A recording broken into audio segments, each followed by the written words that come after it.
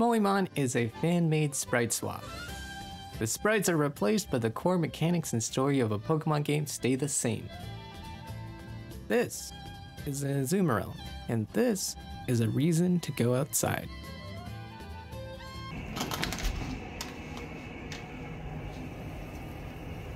Come join me and my pal Urn as we play Moémon.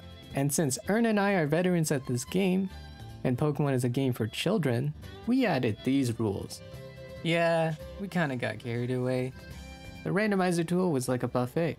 Random TM and item locations? Don't mind if I do. Our goal in playing Moémon was to see as many sprites as we could. With the randomizer increasing our odds of seeing Moémon, we may not be able to see in a vanilla playthrough. I know that the early game and randomizers can be difficult. You have to deal with not useful abilities, a shallow pool of non-diverse Pokemon, and moves, all things you can't really control. Doesn't matter anyways, we're not gonna lose or anything. So in our third run, Urn chooses the Ralts with no attacking moves, paired with my Torchic. We named it Tofu, and we proceeded to lose to our rival, Owo and Uwu. Both of us. We then head out with Tofu and capture Cold, the Marill and Swinub pair on Route 1, Idiona, the Igglybuff and Magnemite pair on Route 22,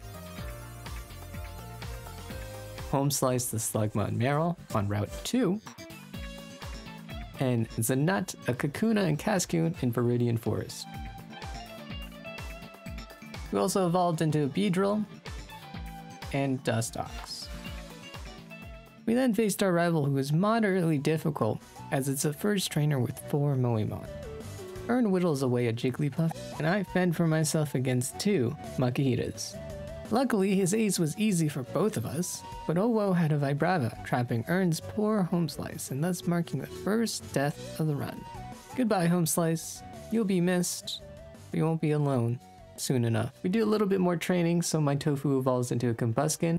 Great Moémon to have and should help carry me through the game. Just in time to fight the next boss, the very first gym leader, Brock, who has questionable lines in Moémon context. Fight begins with Urn having an easy time with Brock's lead, while I suffer against this stinky fish with paralysis, cute charm, and confusion, and also just missing my attacks. Too distracted, we look back on Urn's side and meet Tofu's killer. There's no outs. Tofu's attacks do no damage, switching leads to death, and Double Team would never save us.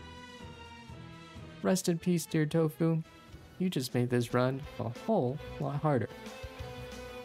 The rest of the fight was without hassle, but with my Shining Star out, I was in dire need of some power, since my team was looking pretty weak right about now. So we head out towards Mount Moon and encountered a Shuppet and Hoppet named Pip, and another Ralts and Cleffa named Moon. Finally, our Mount Moon encounter was a Rattata and Diglett named Hope, who we really needed, since Urn's Pip just died to a Wobbuffet, assuming that Nightshade was not affected by Miracle. But that's all part of the game. It's a Soul Link. There's bound to be mistakes from your partner, and we shouldn't blame each other for the deaths of our Moémon. One partner can just drag you down. It's bound to happen. We're both human. I also got to evolve Cold into Azumarill, who has been carrying this part of the run with Compound Eyes and Rollout. We went through the rest of Mount Moon, got some useless randomized TMs, picked up the Helix fossil, and when we got out, we fought Owo and Uwu again, but despite having a full team of 6, he wasn't really much of a threat. Feeling good, we fought some of the gym trainers before going to the Nugget Bridge, but that led to my first death. Cold died to an Execute's critical confusion. Just like Cold, I too took psychic damage for losing my new best Moémon, and so we ventured up north and caught the rest of these encounters. Krabby, the Snubbull and Horsey pair, Cornelius, the Goldeen and Skitty pair, and Sassmaster, the Feebas and Slugma pair, who had to sacrifice immediately to Incarnation of Cold. And we also got to evolve Urn's Hope into Raticate, his Moon into Curlia, and Krabby into Granbull. And then we visited Bill to see more sprites. Oh, I want a Vaporeon. How does the I want a Vaporeon. How does the copy pasta start? Hey, did you know that in terms of Pokemon artists, Asukanisha might be the most significant? She's designed Pokemon mascot Pikachu, fan favorite Charizard, all of the Kanto starters, most of the evolutions, and all of these other amazing designs. And over 400 Pokemon cards. That's a pretty cool fun fact, right? Something better than maybe whatever horrors you may be thinking of. Since the level cap for Misty was level 25, Urn was able to get a bunch of Moémon beefed up before our fight. Compared to my new ragtag team of stragglers, I hope in this Misty fight it'll all go well. Misty starts out with a Delibird and a Cyndaquil while we put our faith into Hope. We synced our critical hits, bringing out her ace for Urn, a Heracross. Urn slowly chips away at their health while healing with Moonlight and easily takes out another Delibird and Nuzleaf to finish the battle. I also get an easy time with only a Charmander and Pikachu for Hope to dig with. All that's left is her ace for me. I tried to send in Moon to KO with the Magical Leaf, but since Moon is a Cleffa, it can't take many hits. I tried to switch into Cornelius, do a tiny bit of damage with Flail, lower their defense, and use up her Super Potion, but ultimately succumbed to another Mud Shot. Goodbye, Cornelius. Our time was short, but I'm sure that defense drop was valuable. And just like Cornelius, I was flailing about. I sent out Idiona to try to disable the Mud Shot, but it was Swampbird's only move, while I also missed a bunch of Sings and barely held on. I sacrificed Krabby to my PC for a free switch to Zanut to try to beat this monster. Zanut and Swampert trade blows, and I get a lucky poison to deal more chip damage. Since I wasn't doing that much with Twin Needle, because it got changed to a special attack in this game for whatever reason. Anyways, I got lucky dodging the critical hit on the last exchange and avoid a team wipe. With the second gym down, the map opens to more encounters. We got Munch 2, the Wingull and Totodile. Okay, the Nakata and Spoink. Just a Baby, the Pichu and Seedot. Kid, the Wurmple and Pichu. TikTok, the Togepi and Hoothoot. Do a bit more training to evolve. Hope into Dugtrio. Kid into Silcoon, and then Beautifly. Okay into Ninjask. Moon into Clefairy. Munch 2 into a Croconaut and Pelipper. And finally just a Baby into a Nuzleaf and Pikachu. We head on to the SS Anne, beat our rival once again, and get cut from this dude. Unfortunately, as we were training again, Idiona fell to a critical slash. I wasn't that heartbroken over their death, since they were basically a dollar store version of Cold using Compound Eyes and Rollout. They were, however, the anchor for Urn this entire run, dropping attack with Intimidate and taking a lot of hits just for being a Steel type. We also had the potential to be a great endgame partner. And shortly afterwards... Look at all these freaking deaths, dude.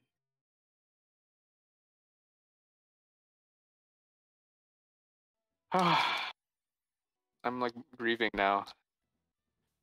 Man. Oh. My heart goes out to... Bro, what the fuck? Okay, it's just the baby, I don't care. So, with two of our Moémon gone, we face off with Lieutenant Surge, whose ace of Golbat and Shiftry proved not to be an issue. Honestly, Lieutenant Surge was pretty easy.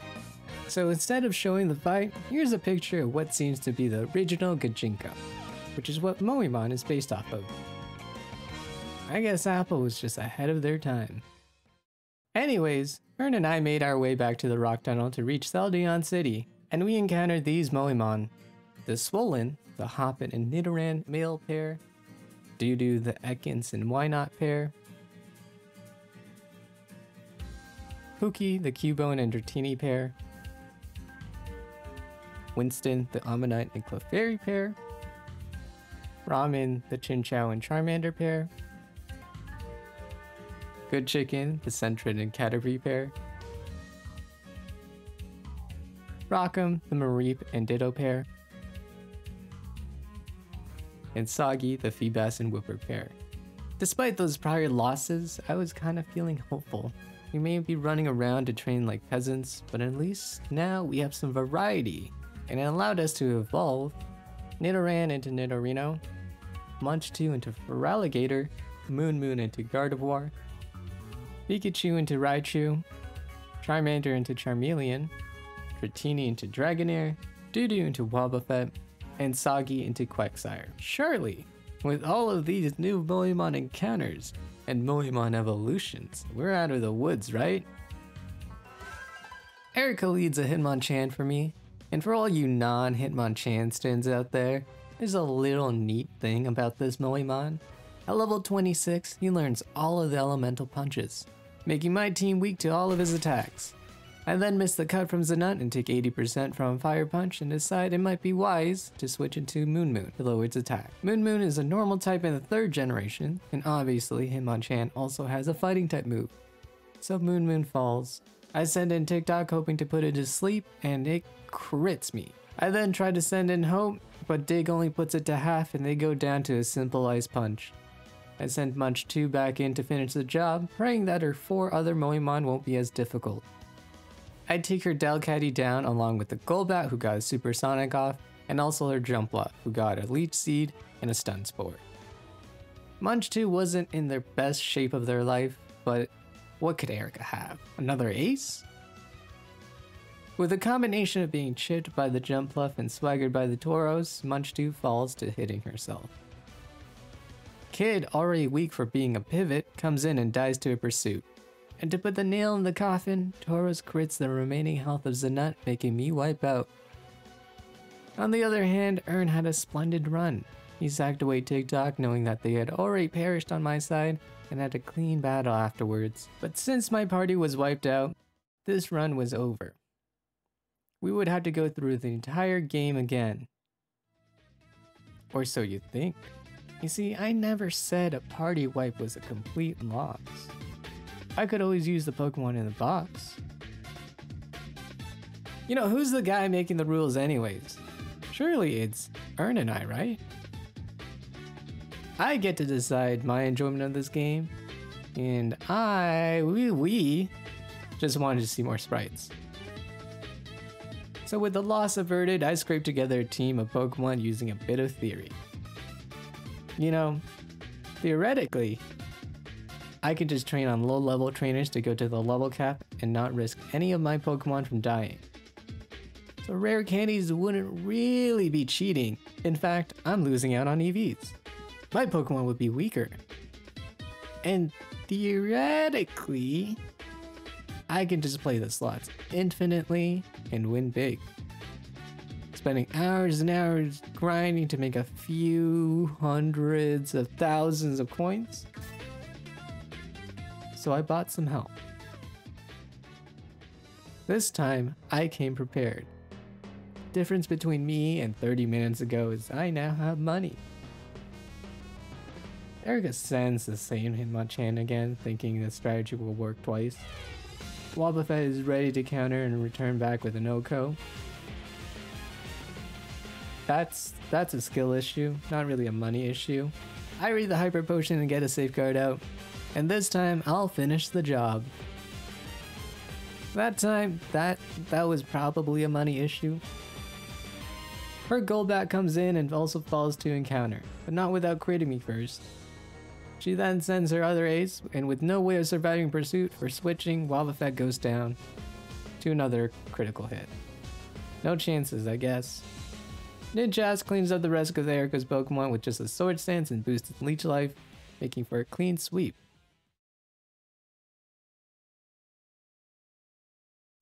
We head back to the arcade, where I thought it would be out of business by now, because of the amount of illegal coins we injected into the system to use, and will be spending in the future.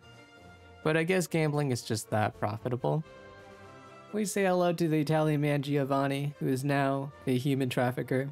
Head out to Lavender, beat our rival since he's no match compared to the power of money, and encounter a Tentacool and Delibird, a Sunflower and Remoraid, a Teddiursa and Shelgon, an Igglybuff and Mudkip. Completed the dojo and received an Alakazam and Celio. Caught a Moltres and Electabuzz for our Snorlax, while also throwing away my Quagsire for an Alakazam that we never used. We also got a Magikarp and Gulpin, a Horsey and Houndour, and finally a Squirtle and Magnemite. And again, beat our rival at Silph Company and got our gift Pokemon. I lost the footage for the evolution, so I'm just gonna throw them all here, I guess. There was a lot because we had a level cap increase. Pause if you wish. We met the T-posing menace unknown in cast form, caught up with our favorite pal Giovanni to fight once again, and at this stage of the game, all of the trainers have fully evolved Pokemon. No easy Nidorans to take out against these bosses, but we're equally as strong. You may be wondering, why did I lose the Walrein? It doesn't matter. Walrein wasn't that great anyways. With color change as an ability, it's not a good ability to have to take hits. Even if Alakazam did sweep for Urn, I don't think it was one of our favorite pairs or sprites anyways. Afterwards we head to Fuchsia to take on Koga and immediately fight Sabrina, both of which were just glorified trainer battles. With Sabrina defeated, we can basically encounter all of the Pokemon available and evolve them to their last stage with the level cap increase. At this point, we're set. We will now have a team of fully evolved Pokemon, pseudos, and legendaries. Gone are the days of baby Pokemon after baby Pokemon.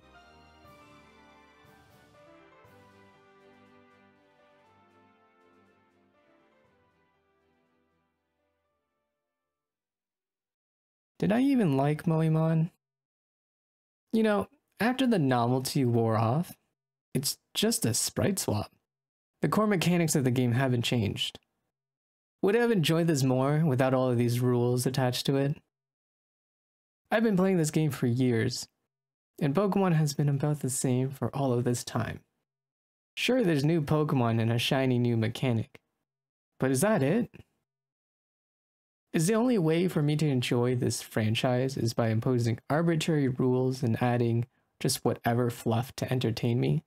Am I just left to hope each time a new Pokemon game comes out? I had to live with the fact that it will go one step forward in one direction and 3 steps back in another. Throughout my journey of playing Moémon and seeing all of these sprites, I think I may have realized that there's more to it. There's such a creative fan base assorted to the Pokemon community. People spending hours upon hours creating art, hacks, and yes, this. Yeah, Moémon is a little questionable, but there were passionate people that have made these sprites, who I'm sure have a love for this franchise. So while I can't say I have the same type of love for the game I grew up with, I think I will cherish the people who can create and fill the gaps the franchise can't. With all that said, Urn and I were going to finish this damn thing. And what better way to celebrate this newfound fire than to take on Blaine? We led our trusty help to start the match. And yet, even with careful tactics, my Ursaring gets taken down by a surprise Destiny Bond. Help was a core pillar who's been here since that incident. Being a strong normal type as well as providing great coverage for Urn, this one was painful. The fight continues taking on humanoid chickens, plants, and dragons, but both of our Squirkings were able to take care of that. And then Blaine reveals his ace. Question time. Which Moémon do you think gave us the most trouble? A legendary dog capable of outrunning a middle-aged man, and famously regaled as one of the best defensive OU Pokemon in Generation 3? Or a turtle? With Blaine toasted, we got to fight Giovanni and our rival for the last time. Both of these fights ended the same. By now our team was stacked and we were accustomed to having heavy hitting pairs such as Pookie, Ramen, and Squirtgang, who also provided great coverage. We then started to head out to our final destination, the Moémon League. Catching the final 2 encounters, we mostly had our team finalized at this point, but they were pretty cool to see nonetheless. We do our final preparations with Moo Tutors and finding our last items.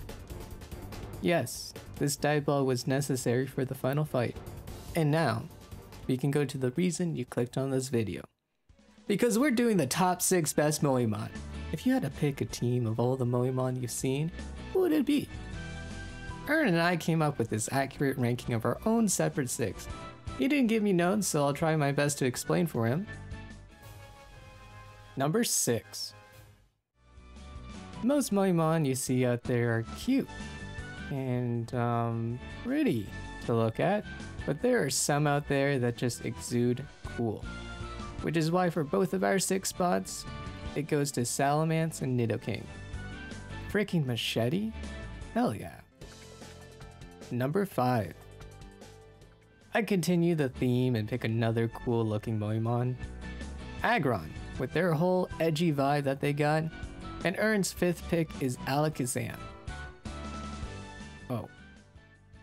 I didn't realize that maybe he's a big spoon guy, I guess. Number 4. One of the things that I love about some of these Moémon is the creativity used to represent a defining characteristic of a Pokemon. Landing us at our 4th spot is Altaria and Dragonite. Both of these Moémon have a different variation of how to portray their wings. A poofy cloud scarf and fans, 10 out of 10. Number 3. Another reason some of these Moémon appear on this list is if they're a direct upgrade to the original. Which is why Urn chose Metachan. Yeah. My number 3 is Aeron. Fantastic 11 out of 10 design, completely destroys the original design out of the water. It was love at first sight. What the hell is that? That's cursed. That's so cursed. There's no way. Number 2. I chose the next Moémon who I thought really encompassed the last 2 ideas. A great design and something greater than the original. My number 2 spot is Wobbuffet. The original one gives me anxiety. But this design has all of the Wobbuffet personality, but better. Urn's second choice is none other than Munch 2, the Feraligatr.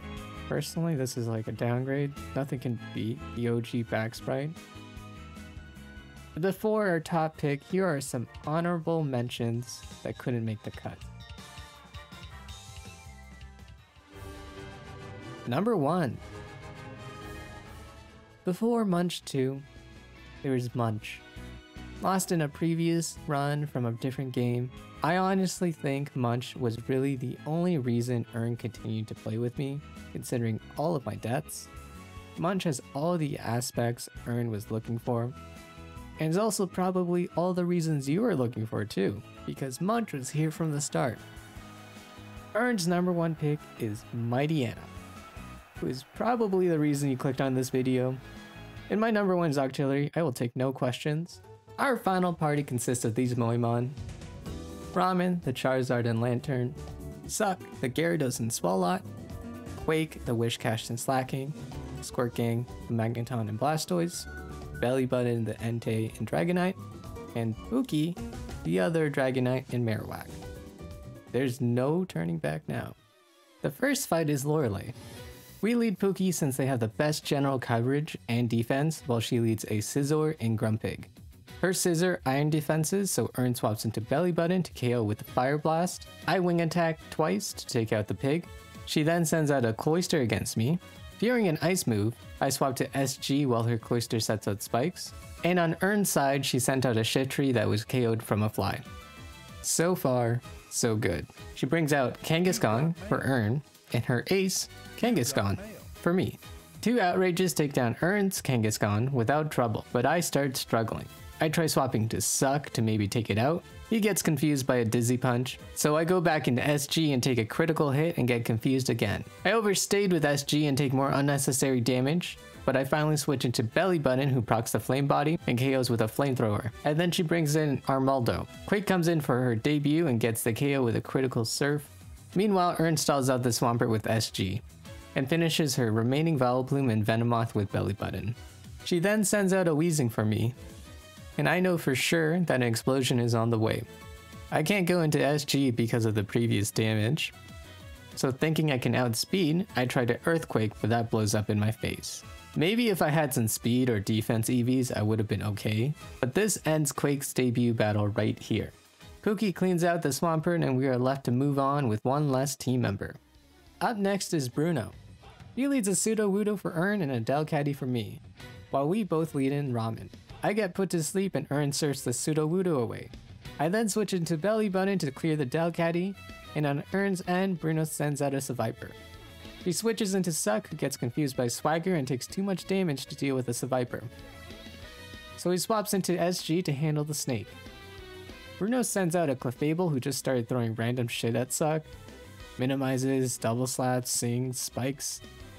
It eventually succumbed to a combination of a lucky Toxic, landing even with a +2 evasion, and rough skin damage. Pookie and I have a grand old time surfing away both his Donphin and Doug trio. So Bruno sends out his Walrein and Gengar next. Suck doesn't wake up and Urn has to tag them out for Ramen to clear with a few Thunderbolts. On my end, I get outsped and Gengar gives Pookie a mean look and must stay in. Ooh, scary.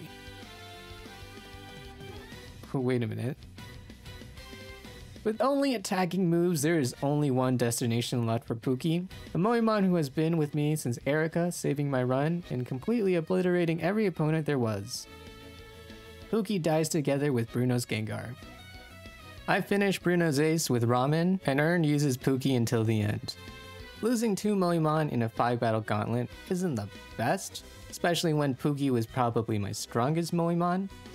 But we march forward into Agatha's room, thinking of using a different strategy in mind. She starts with the Houndoom and Slowking, while we lead in Suck to try to sweep, and I proceed to get completely outplayed. I set up Dragon Dances on the Slowking, but I get swaggered, increasing my attack to +3 but also making me confused. And then it Psych-Ups, copying my stat boosts. It falls regardless of the attempt of a reverse sweep. Crisis averted, and on Urn's end he barely lives with a critical flamethrower, and goes into Ramen to finish the job. Agatha then sends out a Rhydon and an X-Cloud, and I felt pretty cocky. Even with the confusion, I thought I'd get another D-Dance off. But I was roared away. So the rest of the fight, SG and Ramen managed to beat all of Agatha's other Moémon with little difficulty. Despite being outplayed, Agatha was pretty easy. Wait. Why does this feel familiar? 1, 2, 3. Uh-oh. Lance leads Regice and Ursaring, and we opt to lead with Suck again since the strategy was so helpful last time. I set up a Dragon Dance again and take almost half of my HP from Lance's Ursaring. Luckily, Effect Spore also poisons him. My Earthquake left his Ursaring hanging by a thread, even with the poison damage. Unsatisfied with the damage that I did, and expecting I would not be able to sweep the next Moémon, I think that using another D-Dance would be beneficial, since Lance surely would save his Ursaring from dying. Totally forgetting that Thrash locks you out of any options, preventing healing. So Suck goes down. My Setout Sweeper, who could have potentially soloed Lance and the champion if things were to go awry, gone. On Urn's side, he beat the Regice and stayed in, intending to sacrifice Suck for a free switch. But this Swalot would not die. Moémon after Moémon, Suck stood her ground and soloed the rest of Lance's team. It didn't matter. Legendary beings of ice and rock, a whale. This thing took everything and managed to beat Lance. On my end, I also had a lovely time. I blindly sent out Ramen while Lance sent out his Milotic. My only answer is SG since my other 2 Moémon are fire type, but SG can't find the KO since his Milotic has color change, evading any super effective hit and walling me out. Who knew of the potential from this ability? Thinking I could survive another Hydro Pump? If it lands, I could return back with a KO. However, SG is critted. The Moémon who has been monumental in taking hits for both Urn and I, saving us time and time again, falls to mere luck. I send in Belly Button to finish the job, but this Milotic had a focus band and lived the string. I take a Hydro Pump, and in return I lose over half of my HP. So now Belly Button finishes the job. Okay. Lance sends in a Wobbuffet, and I luckily swap around between physical and special moves to evade the counter and mirror coats while barely holding on. Out comes his Gramble, who has a pretty high attack stat. I didn't think that Ramen would be able to live a hit from switching and KO it back on the same turn, so I decided to let Belly Button go. Even if they were a late addition to our team, they helped Urn with significant coverage and provided me the firepower I needed. Belly Button parts with the final gift of burning the Granbull. It gives Ramen the chance to KO it. Lance then sends out his Ninetales. I tried to fly it away, but the run almost ends here with their confused raid. Luckily, as his final Moémon, a Sableye goes down to a simple flamethrower. All that's left is the champion.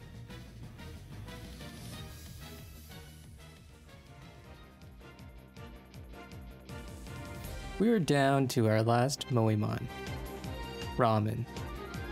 We no longer had a team. Twice over, both of us were struggling to find any possibility. A way to solo with just one Moémon? Is that even possible? Or maybe we wouldn't have to be alone. All we needed was one miracle to beat our rival for the last time, so here's the game plan. Pray for our rival to send in a Moémon so we can set up and win, and that's it. With 6 double teams, 100% accurate moves turn into 33% chance to hit. Just don't die. As we enter into the champion room, we are met with Owo and Uwu for the last time. He starts the battle with a Nidoking and Machamp. Fearing any ground type moves, Urn confuses the Nidoking and carefully sets up his double teams. I immediately set up the double teams, dodging dynamic punches, but get hit by a scary face, making me slower than most of the Moémon that will come out. After 6 double teams, it's time for us to sweep. Nidoking and Machamp go down relatively fine, but our rival sends out his ace and a water type.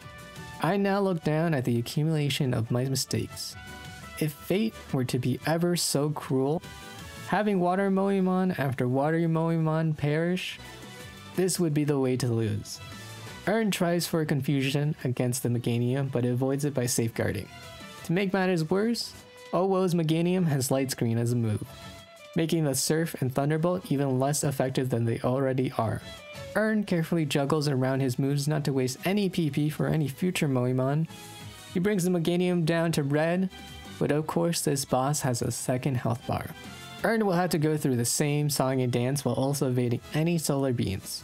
This Meganium also hit 4 out of the 5 body slams, and manages not only to crit for one of them, but paralyzes as well, making Urn's Ramen also the slowest on the battlefield. With a combination of confusion and a mix of Surf and Thunderbolt, the Meganium finally goes down. Uwu's Feraligatr fortunately was not able to hit the 2 Screechers and single Hydro Pump, and went down to 3 flies.